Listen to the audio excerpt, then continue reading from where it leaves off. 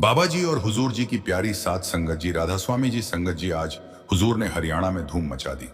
क्या आप अंदाजा लगा सकते हैं कि एक ही दिन में इतने सारे सेंटर पर जाकर दर्शन देना और सवाल जवाब भी करना कोई आसान बात है?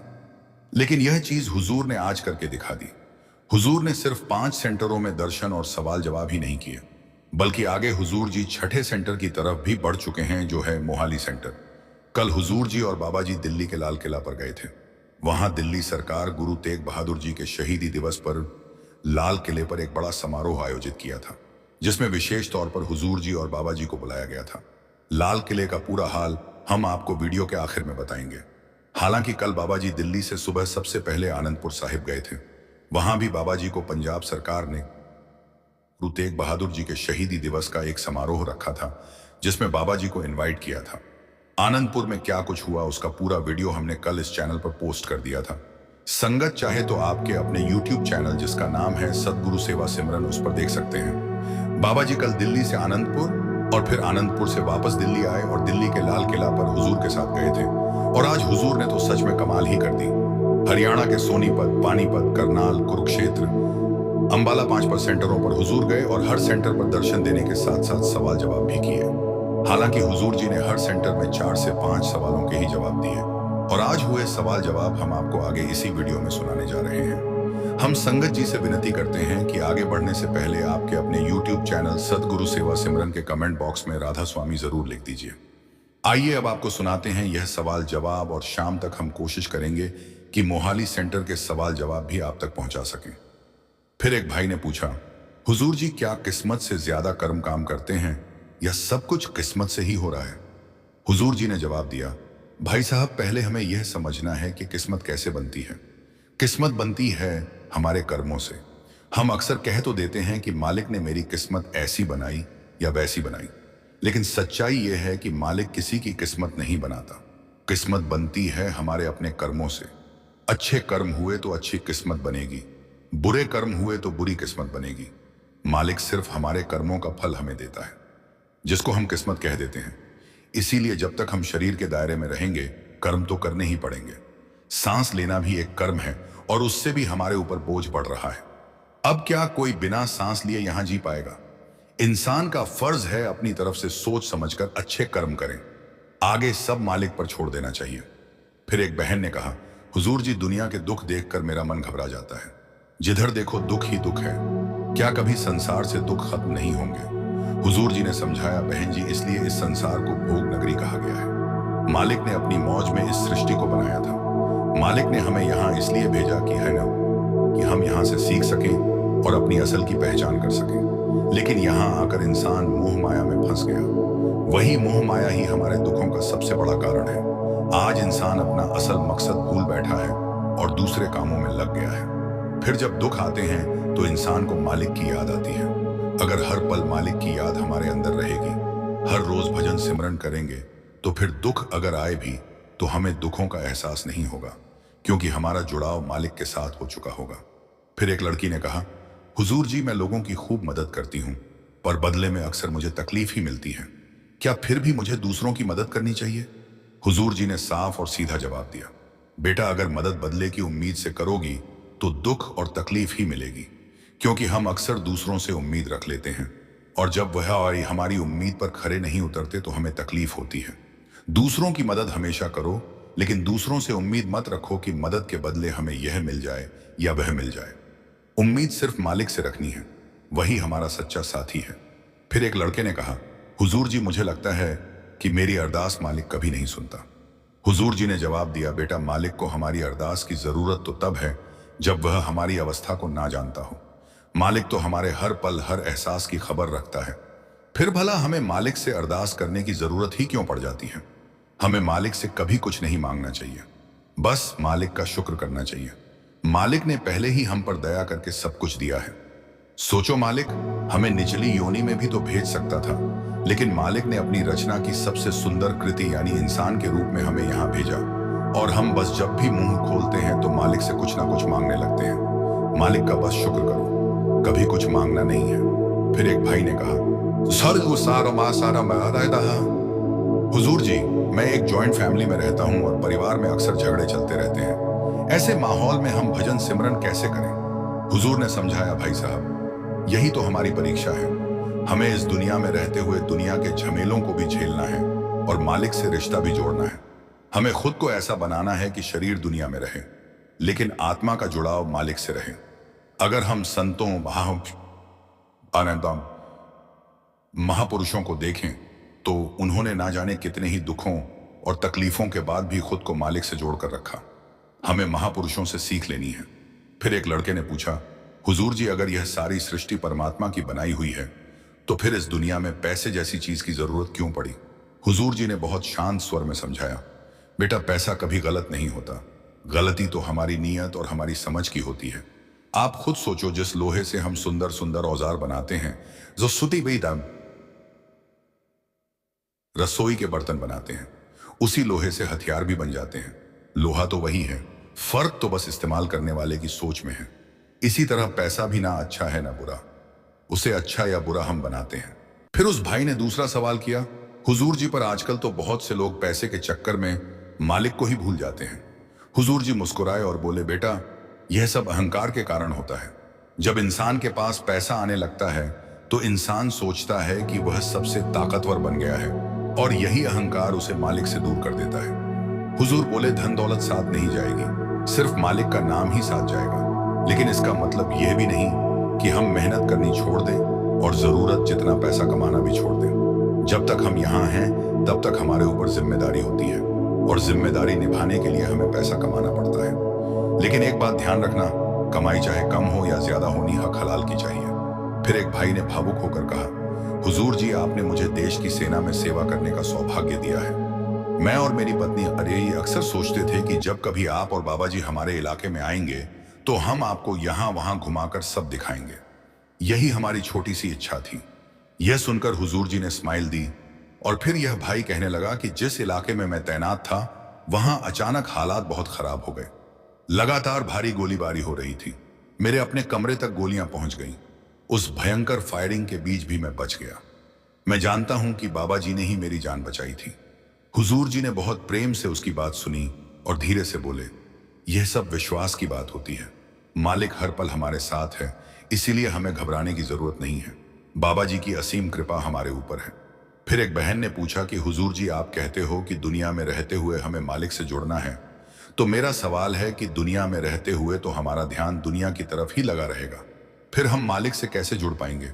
हुजूर जी ने समझाया, बहन जी, जैसे एक माँ घर के सारे काम करती है लेकिन काम के दौरान उसका पूरा ध्यान अपने बच्चे की तरफ ही रहता है कि कहीं बच्चा नींद से तो नहीं जग गया, कहीं रो तो नहीं रहा, वैसे ही हमें भी दुनिया के सारे काम, सारी जिम्मेदारी भी निभानी है, लेकिन ध्यान हमेशा मालिक की ओर ही रखना है। फिर एक बुजुर्ग अंकल जी ने कहा, हुजूर जी, मैं पहली बार आपके दर्शन कर रहा हूँ और कुछ समय पहले ही सेवा से जुड़ा हूँ। मेरा सवाल है कि सेवा का असल अर्थ क्या है? हुजूर ने समझाया, भाई साहब, सेवा का अर्थ है अपने अंदर के अहंकार को जलाना, झुकना सीखना। बाहरी सेवा इसलिए की जाती है जिससे कि हमारे अंदर का अहंकार मिट सके और हम हर इंसान को एक बराबर समझें, कोई भेदभाव ना करें, सबसे विनम्रता से बात करें। सेवा करने से मैं और मेरी का होमा हमारे अंदर से बाहर निकलने लगता है और जिससे हमारा भजन सिमरन करना आसान हो जाता है। फिर एक बीवी ने पूछा, हुजूर जी, मुझे बहुत साल हो गए नामदान लिए, मैं सेवा और सिमरन भी करती हूं, लेकिन मुझे आज तक अंदर कुछ अनुभव नहीं हुआ, आप कुछ कृपा कर दो। हुजूर जी ने समझाया, बहन जी, अनुभव करना हमारे बस की बात नहीं होती, यह सब मालिक की मौत से होता है। हमें तो ड्यूटी समझकर बैठना है और मन को इच्छाओं से दूर रखना है। अंदर अनुभव कब होगा, कैसे होगा, यह भी एक इच्छा है। बस भजन सिमरन करते जाओ, मालिक जरूर कृपा करेगा। फिर एक भाई ने कहा कि बाबा जी, मैं अपने अंदर विश्वास कैसे पैदा करूं? मुझे कभी तो विश्वास महसूस होता है और कभी लगता है कि मुझे विश्वास नहीं है। हुजूर जी ने समझाया, भाई साहब, विश्वास तो तभी होता है जब अनुभव हो। किताबें पढ़ लेने या सत्संग सुन लेने भर से हमारा मन विश्वास नहीं कर पाता। असल विश्वास तभी जागता है जब हम गुरु के बताए रास्ते पर चलें, और जब हमें अनुभव होगा तो विश्वास अपने आप होने लगेगा। फिर एक बहन ने कहा कि हुजूर जी, अपने बच्चों को सत्संग में कैसे लाऊं? मेरे बच्चे सत्संग सेवा में नहीं जाते। हुजूर जी ने समझाया, बहन जी, हमें अपने घर का माहौल अच्छा रखना है, एक अच्छा उदाहरण बनकर दिखाना है, लेकिन बच्चों के साथ जोर जबरदस्ती नहीं करनी। बच्चों के साथ जोर जबरदस्ती की एक उम्र होती है, जब बच्चे 12-13 साल या उससे ऊपर हो जाते हैं तो फिर हमें जबरदस्ती नहीं करनी चाहिए, बस एक अच्छा उदाहरण बनकर दिखाना है, घर का माहौल ठीक रखना है। धीरे धीरे बच्चों का झुकाव भी सत्संग की तरफ होने लगेगा। संगत जी, यह सवाल जवाब आज हुजूर जी और संगत के बीच हरियाणा में हुए। संगत जी, अब हम आपको आपके अपने YouTube चैनल, जिसका नाम सदगुरु सेवा सिमरन है, पर एक बहुत ही बद्दी सीख देने वाली सच्ची घटना सुनाने जा रहे हैं। संगत जी से विनती है कि इस घटना को आप बहुत ध्यान से सुनना। जी, दिल्ली की ऊंची से ऊंची इमारतों में शुमार एक गगनचुंबी भवन की 40वीं मंजिल पर बने अपने भव्य दफ्तर में विजय सिंह अकेला बैठा था। विजय की दुनिया का मतलब था शोहरत, ताकत और बेहिसाब दौलत। उसकी कंपनी देश की सबसे बड़ी कंस्ट्रक्शन कंपनियों में गिनी जाती थी और उसका नाम खुद एक सफल ब्रांड की तरह लोगों की जुबान पर था। उसके जीवन में हर चीज की एक कीमत थी। रिश्ते, मुलाकातें, वादे, सबके पीछे कोई ना कोई फायदा जुदा होता था। लेकिन उसकी जिंदगी में एक रिश्ता ऐसा भी था जो किसी स्वार्थ, किसी सौदे का मोहताज नहीं था, और वह थी उसकी मां श्रीमती सवित्रा देवी। वह शांत स्वभाव की, धार्मिक और अत्यंत सरल सोच वाली महिला थी। उनका संसार विजय सिंह के तेज तर्रार, चमकदार और भागदौड़ भरे जीवन से बिल्कुल उलट था। वो एक साधारण भक्ति भावना वाली एक सत्संगी महिला थी।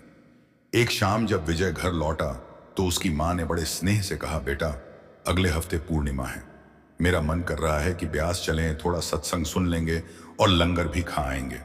ब्यास का नाम सुनते ही विजय का चेहरा कस गया और वह कहने लगा कि मां, आपको पता है मेरा एक मिनट कितना बहुमूल्य है। उस भीड़ में जाकर धक्के खाने से अच्छा मैं यहीं आपके लिए जो चाहिए मंगवा दूं। और ऐसा क्या है वहां के लंगर में? आप आदेश करो, मैं आपके लिए अभी महंगे से महंगे होटल से खाना मंगवा देता हूं। सवित्रा देवी ने धीरे से मुस्कुराया, बेटा, ब्यास का लंगर जैसा भोजन तो दुनिया के महंगे से महंगे होटल भी नहीं बना सकते। बस तू इन बातों को छोड़ और इस बार मेरे साथ ब्यास चल। मां के बार बार कहने पर विजय खुद को रोक नहीं पाया।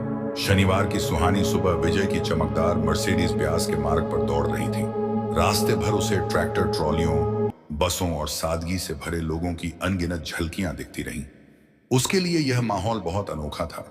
वह अपनी मुलायम लेदर सीट पर बैठा होने के बावजूद असहज महसूस कर रहा था, जैसे वह किसी दूसरी ही दुनिया में आ गया हो। डेरे के समीप पहुंचकर उसने देखा कि मानो इंसानों का समुंदर उमड़ आया हो, लाखों की भीड़। पर हैरानी की बात यह थी कि ना कहीं हंगामा, ना धक्का मुक्की। इतनी विशाल भीड़ होते हुए भी हर तरफ अनुशासन की एक अदृश्य डोर बंधी हुई लग रही थी। सेवादार बड़ी सहज मुस्कुराहट के साथ ट्रैफिक संभाल रहे थे, लोगों के ठहरने की व्यवस्था कर रहे थे और हर किसी की मदद के लिए तत्पर खड़े थे। उनकी अपनत्व भरी मुद्रा देखते ही कोई भी समझ सकता था कि यह सेवा स्वार्थ से नहीं, श्रद्धा से उपजती है। सत्संग पंडाल की ओर बढ़ते हुए विजय की मां के चेहरे पर एक अलग ही शांति उतर आई। डेरे की सीमा में कदम रखते ही उन्होंने जैसे भीतर ही भीतर अपने गुरु को प्रणाम किया। थोड़ी दूर जाकर वह लेडीज सेक्शन की तरफ मुड़ गई और प्यार से बोली, बेटा, सत्संग के बाद यहीं आकर मिलना। विजय के पास काफी कीमती चीजें थीं, फोन, कार्ड, महंगी घड़ी, और वह लगातार इस डर में था कि कहीं कुछ गायब ना हो जाए। भीड़ को देखकर उसे बार बार ऐसा महसूस हो रहा था कि यहाँ हर दूसरा व्यक्ति उसकी चीजों पर नजर गड़ाए बैठा है। वह अपने सामान को यूं छिपा छिपा कर पकड़े था, मानो किसी चोर बाजार में खड़ा हो। उसी समय एक उम्रदराज सेवादार पास आए और बड़ी नरमी से बोले, भाई साहब, चिंता छोड़ दो, यहाँ किसी का सामान गायब नहीं होता। जो भी चीज मिलती है वह वापस जमा करा दी जाती है। यह गुरु घर है। उनकी सरल सच्ची बात सुनकर विजय के मन में हल्की सी शर्म उठी। उसे महसूस हुआ कि वह बिना वजह दूसरों को शक की नजर से देख रहा था। इसके बाद उसने सुरक्षा जांच करवाई और फिर अंदर प्रवेश किया। पंडाल में जाकर बैठा, जहां से बाबा जी के दर्शन हुए। पाठी साहिब जी का सत्संग सुना। उनके शब्दों ने विजय के मन पर एक गहरी छाप छोड़ी। भीतर कुछ हिला भी, लेकिन अभी इतना नहीं कि उसके सोच विचार पूरी तरह बदल जाएं। जैसे बस एक हल्की सी दरार उसकी कठोरता में पड़ गई हो। सत्संग समाप्त होने पर वह लोगों के साथ लंगर भवन की तरफ बढ़ गया। लंगर हॉल की तरफ बढ़ते हुए विजय का मन धीरे धीरे भारी होने लगा। सामने हजारों लोग एक लंबी कतार की तरह पंक्तियों में बैठे दिखाई दे रहे थे। धर्म, जाति, ताय निपात का पात नहीं, भाषा, किसी भी भेद के बिना सब एक ही जमीन पर एक साथ बैठे लंगर खा रहे थे। विजय ने अपने महंगे सूट पर नजर डाली। फिर नीचे बिछी दरियों पर उसकी नजर गई तो उसे भीतर से हल्का सा घिन का एहसास आया। वह अपनी मां से कहने लगा कि मां, मैं कार में कुछ खा लूंगा, आप जाकर लंगर खा लीजिए, लेकिन मुझे वहां आने के लिए मत बोलिए। पर मां ने तुरंत उसका हाथ पकड़ लिया और कहा कि आज मेरे लिए यहां बैठ जा, कल जब जीवन की भीड़ में कहीं बैठा होगा तो यही पल तुझे संभालेंगे। मां की बात सामने पड़ते ही विजय की एक न चली। अनमाने मन से वह एक किनारे जाकर बैठ गया। धीरे धीरे लोग आते गए और उसके आसपास जगह भरती गई। उसके बाईं ओर एक मजदूर आकर बैठा जिसके कपड़ों में मेहनत की पसीने भरी गंध थी। दाहिनी तरफ एक किसान था जिसके पैरों से मिट्टी झड़ रही थी। विजय ने अनायास ही नाक से कोड़ ली, मानो यह माहौल उसके लिए बिल्कुल असहनीय हो। थोड़ी ही देर बाद सब्जी और दाल से भरी बड़ी बड़ी बाल्टियां वाली सेवादार पंक्तियों में आगे बढ़ने लगे। एक बुजुर्ग सेवादार जिनकी पीठ हल्की सी झुकी हुई थी लेकिन कदमों में कमाल की तेजी थी, दाल बांट रहे थे। जब वे विजय के सामने रुके तो दोनों की नजरें मिली।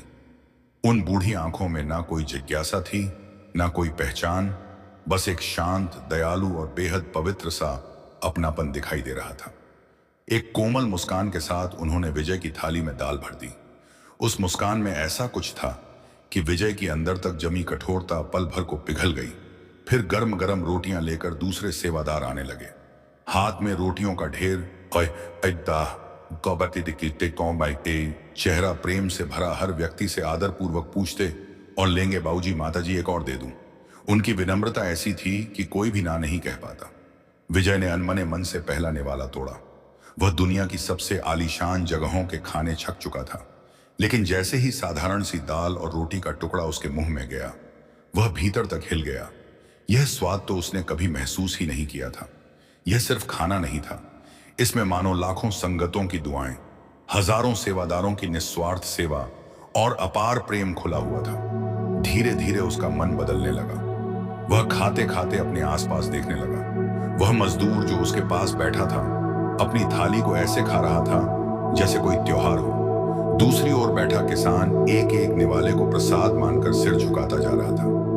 पास ही एक संपन्न परिवार था। महंगे कपड़े, ब्रांडेड जूते पहनकर वह परिवार बैठा भी था, लेकिन वे भी उसी सादगी और खुशी से भोजन ग्रहण कर रहे थे। यह देख विजय हैरान रह गया।